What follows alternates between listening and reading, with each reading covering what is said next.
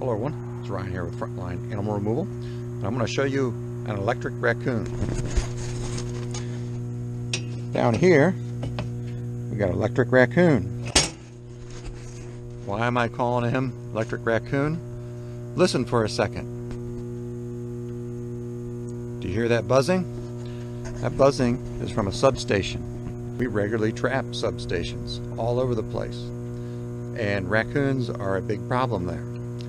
See, raccoons like to climb trees, and substations look like big metal trees. So they have to climb up there. And what do? Well, they sometimes get zapped. And when they get zapped, they set off the circuit breakers. And that disrupts the power grid. They also go into the control buildings and get into the breaker control units and turn off the electricity that way as well. So several times a year we get called out to these substations.